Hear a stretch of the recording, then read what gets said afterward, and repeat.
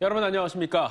교육 사업을 하는 30대 남성이 회사 동료나 지인들에게 함께 투자를 하자며 경매나 중고로 고급 차를 사게 한 뒤 차량을 몰래 빼돌려 밀수출하려다 들통났습니다. 사업에 함께 쓰자며 차량 구입을 유도하거나 저평가된 차량을 구입해 가치를 높이면 돈을 벌 수 있다고 속인 건데요. 피해를 입었다는 사람들만 40명 가까이 되고 추산 피해액도 수십억 원에 이릅니다. 이소복 기자의 단독 보도입니다. 화물칸을 열자 고급 외제 차량이 보이고 차 키 버튼을 눌러보니 차량 등이 켜지며 반응합니다. 해외로 밀수출되기 직전에 가까스로 발견된 겁니다. 부산 가가지고 차량 검사 좀 받으려고 그래요. 차 주세요. 그래서 가져갔어요. 근데 알고 보니까 부산항에서 밀수하려고 그런 거예요. 미국에서 살다가 한국에 들어온 30대 A씨는 지난해 3월 논산에 교육사업장을 차리고 동업자와 동료에게 접근했습니다. 사업에 외제 차량이 필요한데 자신은 미국 국적이라 구매가 어렵다며 차를 대신 사달라고 요구한 겁니다. 특히 주변 지인에겐 경매나 중고로 저평가된 고급 차량을 구매한 뒤 수리 등으로 상품 가치를 높여 판매한 다음 수익을 나눠주겠다고 유도했고 구매한 차량을 빼돌렸습니다. 피해자가 돌려받은 외제 차량입니다. A씨는 피해자 명의로 대출을 받아 이 차량을 구매한 뒤에도 대부업체를 이용해 2중, 3중으로 또다시 차량 담보대출을 받기도 했습니다. 피해자들은 수천만 원에서 수억 원씩 빚을 떠안아야 했습니다. 경제적으로 굉장히 어려운 상황이고 또 그곳으로 인한 빚 감당을 지금 계속 해야 되는 입장이고. 현재까지 확인된 피해자만 38명. 차량 구매로 인한 피해 추산 금액은 20억 원. 여기에 차량을 이용한 카드 대출이나 개인 채무까지 합하면 44억 원에 이릅니다. 취재진과 연락이 닿은 A씨 측은 답변을 거부했습니다.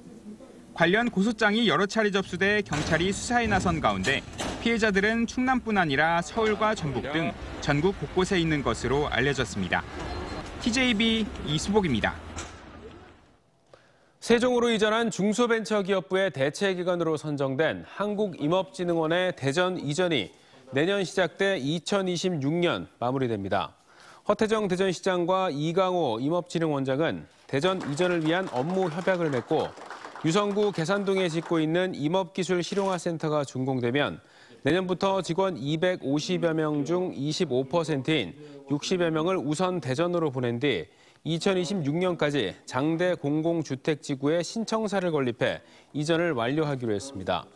대전시는 임업진흥원의 대전 이전으로 연간 2만 3천여 명이 넘는 임업인들이 대전을 찾고 산림 분야 지역 일자리가 2천 개 이상 창출될 것으로 기대하고 있습니다. 충남 혁신도시에 유치할 수 있는 공공기관으로 탄소 중립과 문화체육 관련 20개의 기관들이 제시됐습니다. 충남연구원이 오늘 발표한 수도권 공공기관 이전 전략에 따르면 탄소 중립 공공기관으로 환경산업기술원, 산업기술진흥원, 환경공단, 지역난방공사, 무역투자진흥공사와 석유관리원, 에너지기술평가원, 해양환경공단 등 15개의 기관을 꼽았습니다. 문화체육 공공기관으로는 대한체육회와 장애인체육회, 국민체육진흥공단, 한국학중앙연구원 등 5개를 선정했습니다. 충남도는 용역 결과를 토대로 중앙부처와 관련 기관을 대상으로 본격 유치 활동에 나설 예정으로 수도권과 인접해 있는 장점을 내세울 예정입니다. 3번 낙선자의 공천 배제라는 규정 때문에 국민의힘 대전시장 후보 공천이 경랑에 빠졌는데 충남도 심상치 않습니다. 예산군에서는 지역 국회의원이 비서관 출신 후보를 밀고 있다는 의혹이 나왔고 기초단체장도 3선 낙선자 공천 배제 규정으로 혼란을 겪고 있습니다. 강진원 기자가 취재했습니다. 최재구 예산군수 예비후보의 홍보 현수막입니다. 문제는 현수막이 게시된 위치로 예산지역구 홍문표의원 사무소에 대문짝만하게 걸렸습니다. 최 후보는 홍 의원의 비서관 출신, 하지만 국민의힘은 최 후보 외에도 오진열, 김용필 등 3명이 치열한 경쟁을 하고 있습니다. 이런 상황에서 지역구 의원 사무소에 최 후보의 현수막만 걸렸고 사무실도 선거 캠프로 이용되자 적절성 논란이 일고 있습니다. 공천을 공정하게 관리해야 할 홍 의원이 자신의 보좌관 출신 후보를 낙점했거나 밀어주고 있다는 의혹입니다.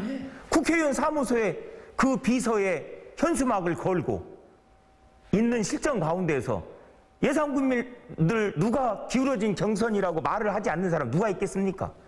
이건 예산 국민들을 무시하는 거예요. 홍 의원 측은 이에 대해 편의상 사무실을 제공했을 뿐이며 선거법 위반도 아니고 특혜를 주는 의도도 없다고 해명했습니다. 태안군수 선거에 나선 김세호 예비후보도 3번 낙선자의 공천 배제 규정으로 혼선을 겪고 있습니다.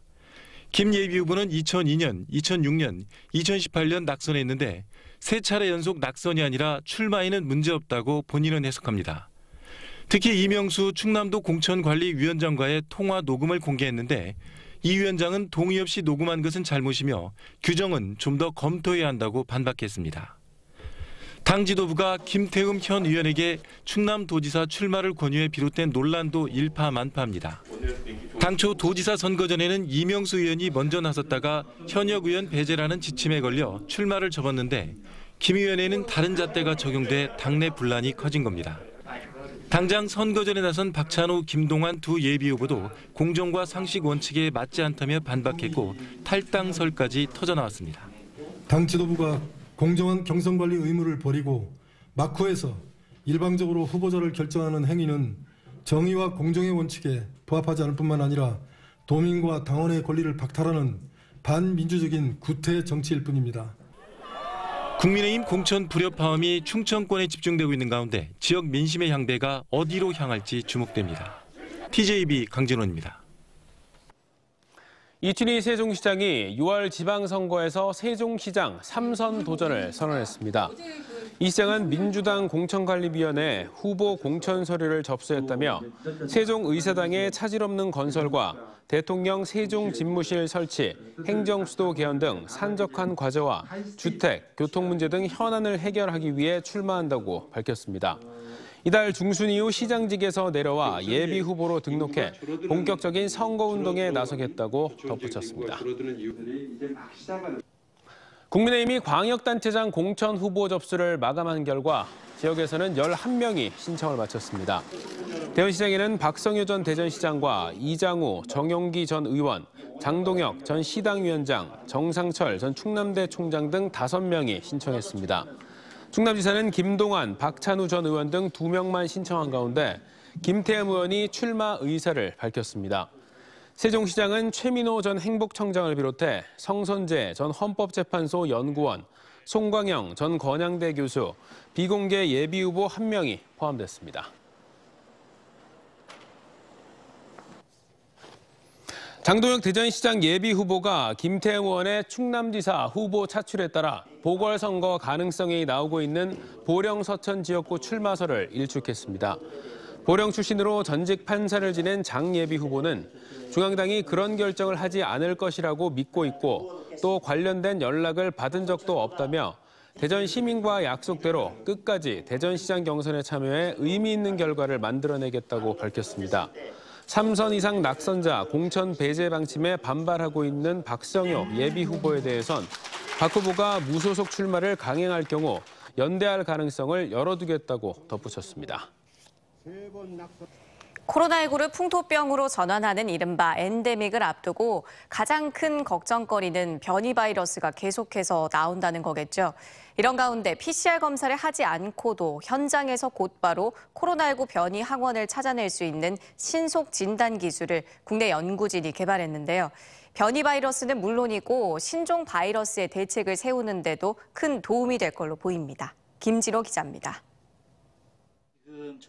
코로나19 확산 방지를 위해선 전파력이나 치사율에서 큰 차이를 보이는 바이러스의 변이를 가려내는 게 무엇보다 중요합니다. 하지만 변이 바이러스를 찾아내는 건 현재로선 긴 시간과 많은 비용이 들어가는 PCR이나 서열 분석을 통해서만 가능합니다. 화학연구원이 현장에서 곧바로 코로나19 변이 항원을 가려내 이런 한계를 극복할 수 있는 신속 진단 기술을 개발했습니다.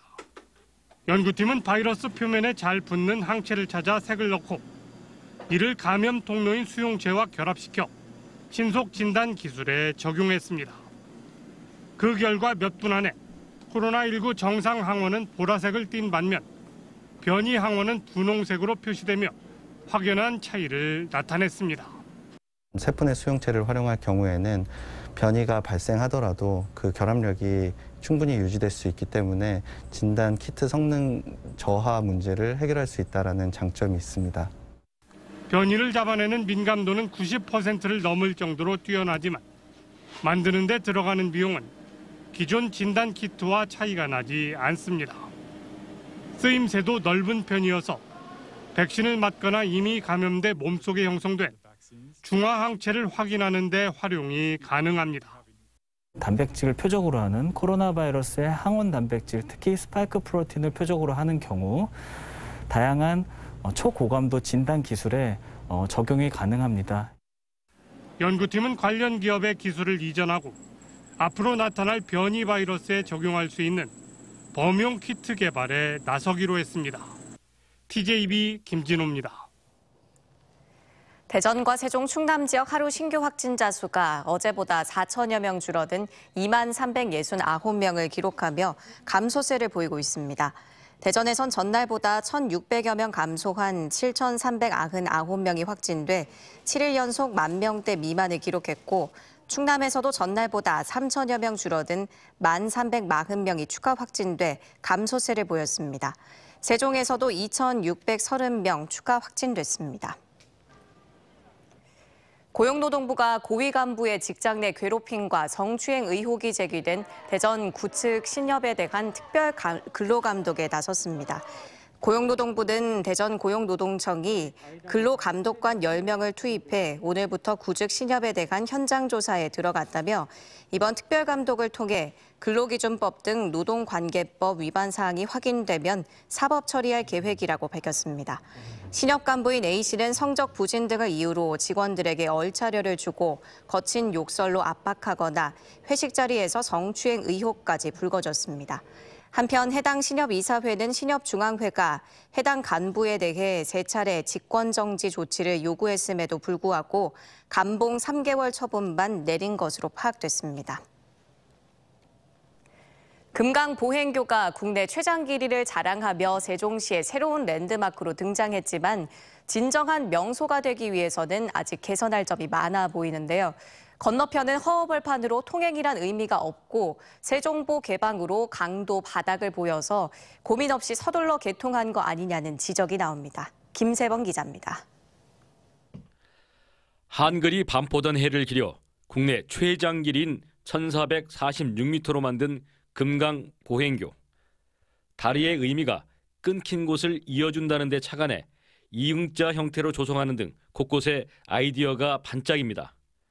자전거 이용 인구의 증가 추세를 반영해 별도 길을 내 오가게 한 것도 이채롭습니다. 교량 곳곳에 물놀이장과 익스트림 스포츠 시설 등도 설치해 다양성도 가미했습니다. 세종시에 산책할 수 있는 곳이 생겨서 너무 좋고요. 볼거리도 너무 많고 여기 위에 올라가서 경치도 구경할 수 있어서. 하지만 가장 중요한 기능들이 확보되지 않아 당황스러운 방문객들이 많습니다. 남쪽인 세종시청을 출발해 금강을 지나 북쪽으로 건너가면 6차선 도로가 가로막은 데다 연결 지점인 중앙공원은 개발 전이라 허허벌판입니다. 왕래를 할 수 없어 보행교가 아닌 산책로에 불과한 겁니다. 게다가 다리 아래 금강 물줄기를 보는 것이 관광적 핵심 가치인데 세종보의 상지 개방으로 강이 거의 바닥을 드러낸 데다 강 주변도 잡초만 무성합니다. 여기서 내다봤는데도 물도 많지도 않고 봄철이면은 꽃 같은 거 많이 봐야 되는데 너무 꽃도 없고. 또 전망대는 승강기 없이 가파른 계단만 설치돼 장애인과 노약자들에겐 불편한 데다 1.5km에 달하는 다리에 그늘막이 거의 없어 여름과 겨울엔 이용하기가 쉽지 않습니다. 이 때문에 제한적으로 시범 운영한 뒤 보완하는 절차를 생략한 채 쫓기듯 개통한 게 아니냐는 지적이 나옵니다. 단기적으로 할 거는 하고 장기적으로는 좀 개선을 LH랑 같이 해나가야 될 것 같아요. 한꺼번에 다 할 수는 없는 그런. 1,000억 원이 넘는 막대한 혈세를 들여 개통한 금강보행교. 세종시 랜드마크로 손색이 없도록 서둘러 개선 방안을 마련해야 할 것으로 보입니다. TJB 김세범입니다.